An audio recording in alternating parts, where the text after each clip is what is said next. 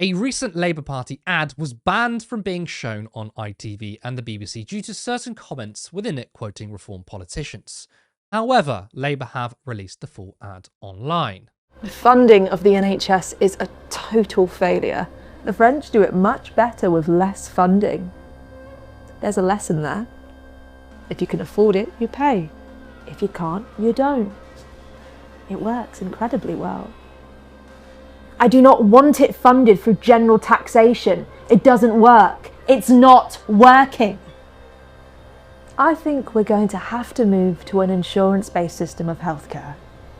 It's highly likely that the COVID vaccines have been a factor, a significant factor, in the cancer of members of the royal family. Depression isn't real. It drives me mad when I see adverts full of black people, full of Asian people, full of people that, basically are anything other than white. London has become a third world shithole. Fact. People from other religions should eat bacon for a month to prove their Christian sincerity and credentials. I'm a racist and I'm proud of it. Some women should have never left the kitchen. Extracting Grenfell from the statistics, actually, people dying in house fires is rare. Many more people die on the roads driving cars, but not making cars illegal. Sadly, everyone dies in the end. It's just how you go, right? Back the Americans in this vital fight against Iran. We should do all we can to support the operation. I've made that perfectly clear. Andrew Tate was a very important voice. Is it the Bilderbergers that are running the world? There are many other theories. Could be the Masons. Some think it's the Rothschilds. Maybe it's George Soros. I don't know. What I do know is actually, I don't think any of it is a conspiracy theory.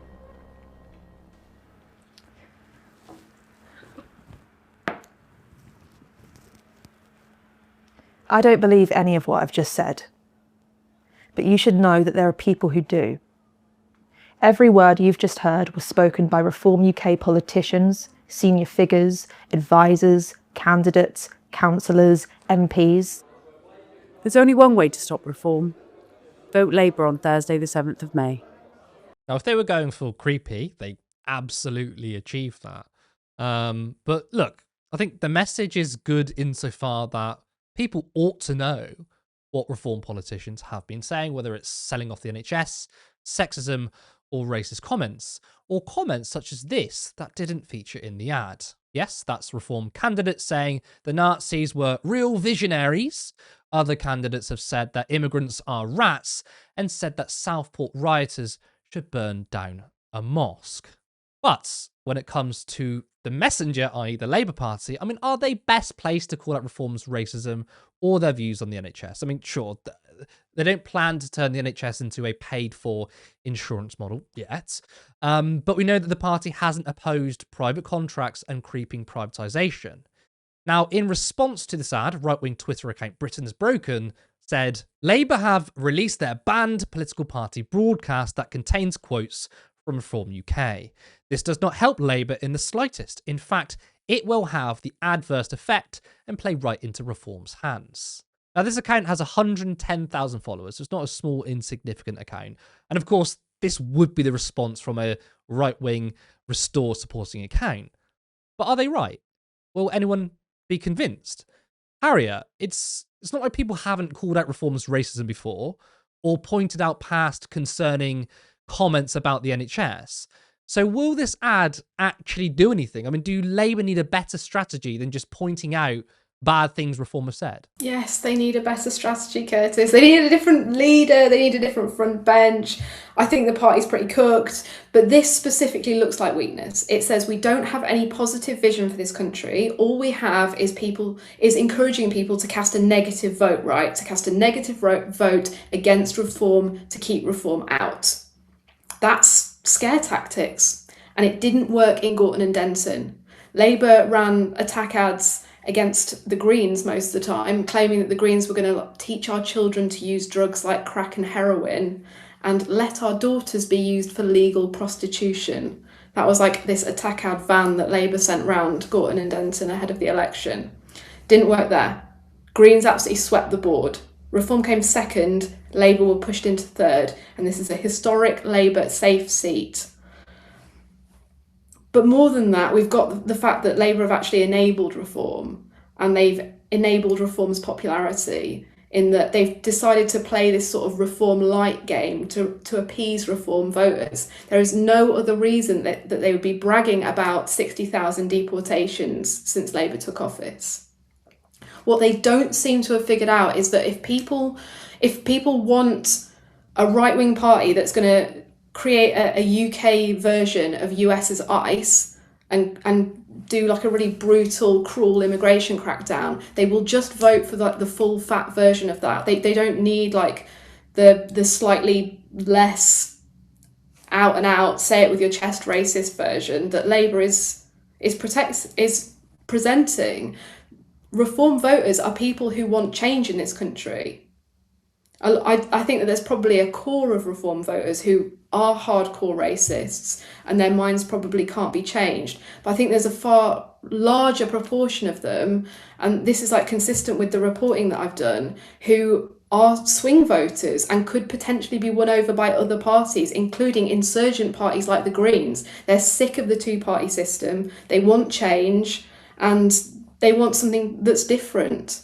And it seems like really counterintuitive to see Reform and the Greens as parties that could potentially win votes off each other. But I think that is the reality that we're actually facing. And a lot of people don't have consistent views in politics. Their like opinions on things aren't consistent on every issue, unlike like politics nerds like me and my colleagues. But yeah, I really take your point, Curtis, about it being important that the public know what reform candidates are saying. That's not really the job of a Labour Party ad to encourage people for where they put their vote. That's the job of journalists. And we've got a great report that came out on the site today from Simon Childs, who runs through some of Reform's best and brightest candidates and some of the, frankly, shocking things that they've said. It looks like Reform's overhauled vetting process is not going particularly well. And for a party that hasn't contested local elections before, it's had to find an awful lot of candidates really, really quickly. So it's likely that vetting has not been particularly thorough, which is why we're seeing a lot of like quite cranky and racist and horrific viewed candidates out there. But yeah, Labour, bad strategy, it's weak. I think that if there are people who are like, yeah, Reform's going to get my vote, they're not going to listen to this from Labour. They're either going to be encouraged by it or they're going to see it as like Labour being desperate. You know, I'd love to see, or someone to do like a real like psychology deep dive on what actually works on convincing voters. I mean, obviously we have our opinions and analysis, and I know I agree with you on this, by the way, but I would love to like see like real big studies on what convinces people. But like, I think when you say stuff like this party's dangerous and they said this, they said that, people aren't convinced. And by the way, when you pluck out certain comments which people say bad things, I think the knee-jerk reaction for people is, well, it's you know, bad apples. You know, like the Labour Party done it to the Greens, haven't they? They said, well, you know, this particular Green councillor said this. And to be honest, you can find people saying dodgy things in every single political party. You've seen the most horrific things in the Labour Party. So like as a strategy more broadly, I think it's kind of wrong anyway, because you are going to get people say messed up stuff. Now, of course, you can have an analysis in which, well, the policies and the ideology of the party is downstream of what people are saying on the ground, right? I mean, you know, different political parties have different or certain levels of bigotry. I mean, we've actually seen polls in which it turns out that like Reform supporters have higher levels of like anti-Semitic attitudes than like the Greens, for example, right? That can happen based on one's ideology and policy, true. But you will find people saying crazy stuff in all political parties. I think like it's the kind of the stuff in which like I think the media were calling Jeremy Corbyn like the dangerous hero. People almost use that as a shield and say, yeah, fuck yeah, I like it. You know, when I speak to people about Reform, I think people are so damn angry that these things don't convince people. And in fact, they just want to blow up the system. They want to blow up the two-party system regardless. And the response is, well, they do that too. I mean, I've had conversations in which I say, but Nigel Farage is extremely rich. He's got 6,000 jobs, whatever. And, you know, people say, so what? They all do it. And I've critiqued the Led by Donkeys campaign when they've done that very thing. They're like, you know, Farage has got all this money, all these different pots. And it's like, people don't care about that whatsoever, do they? Yeah, Farage is the highest paid MP in Parliament from his second jobs. I think people should take more notice of that. I think that should be more important to folk because it shows that he hasn't got ordinary people's interests at heart. Like he is not this man of the people. I think that gets overshadowed by this image of him like smoking a cig and having a big pint and laughing really loud in the pub and saying save our pubs. But it looks like Labour have just learned zero lessons from Gordon and Denton. It didn't work there. It's not going to work here. People have gone, like, they're at the end of their patience with Labour and the Tories and this whole, like, two-party consensus. The desperation is change, which is what, by the way, Labour came into government promising, and they've done the absolute opposite. They've provided the most stunningly smooth continuation of the Tories, even more than like I was expecting, and I didn't have high hopes for Starmer after he blew up his 10 pledges and lied to everybody and then said, if you don't like it, you can leave, and he didn't want the left in his party anymore. Like, it's even worse than we were sort of thinking. And I think that there's a real, like, we almost treat people who are going to vote like they haven't got eyes, like they're actually really stupid, and people aren't. They might not be wholly consistent in all the ideology that they hold or all the views they have, but they're not thick and they do notice things. Starmer's got nobody's love here. And the idea that people will continue to give him a chance to keep reform out when he's not making a material difference to people's lives, I just think is incredibly short-sighted and insulting. This advert is saying, we have nothing positive to offer you. We have no vision for this country's future. It's saying, stay with us if you're scared. That's not what people want to hear. They're already fucking scared. Their lives are already, like, not improving. I think it's very difficult to do the politics of fear and say, yeah, like, stay with us, don't go with them.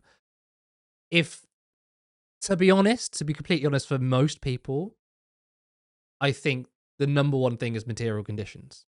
And I think if given the choice for a lot of people, would they vote for someone who's made racist comments but improve their material conditions, and vote for someone who doesn't say racist comments but is doing the status quo, not saying reform will improve people's material conditions?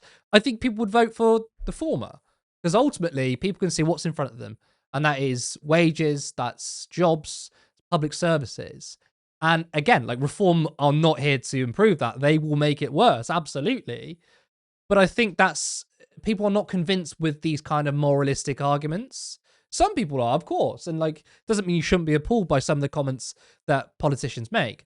But by and large, when you've got a housing crisis, when you've got, you're waiting weeks for a GP appointment, many young people who feel like we don't have the same opportunity as our parents and grandparents did, then again, I don't think moralistic arguments is really going to sway people. I think people need to hear something tangible, which is like, I'm going to radically transform your life or society.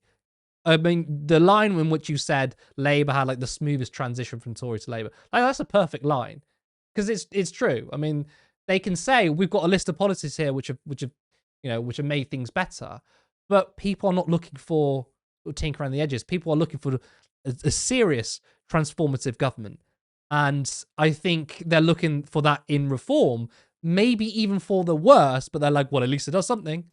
Yeah, I really get this sense from people that there is just like a wanting of change in whatever form, and there's also like a sense towards just wanting to do a protest vote, just seeing how this might go, give the other guys a chance. It can't get any worse.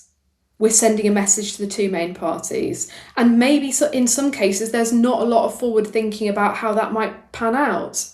And in other cases, it's being convinced by one vision of why life feels quite shit at the moment, and that is blaming people who've come to this country from other countries. Of course, the other side of that is the fact that all our public services have been sold off to private equity, and the country's been absolutely bankrupted by the rich. Yeah, no, as you were saying earlier, like there is probably a core of reform voters who would never be swayed. Fine. But you know, the Green Party policy of the 10-to-1 pay ratio, which is quite a radical approach, and according to it's only one poll, but apparently this one YouGov poll, 36% of reform voters backed a 10-to-1 pay ratio.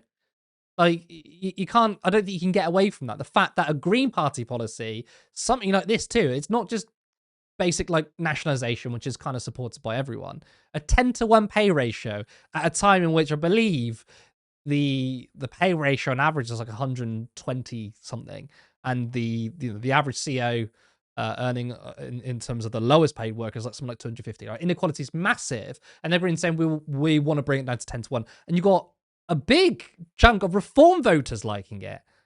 And but again, like I'm not surprised that Labour are doing this approach, because it's the same approach which they're doing to the Greens and Jeremy Corbyn, which is like, you're all anti-Semites. People don't buy that, especially in the backdrop of Gaza and the genocide, and because they don't have any really strong radical material policies themselves. So it's about which side can tell the most compelling story, and that 100%. Yeah, I think that's what has to be done. We have to tell the story.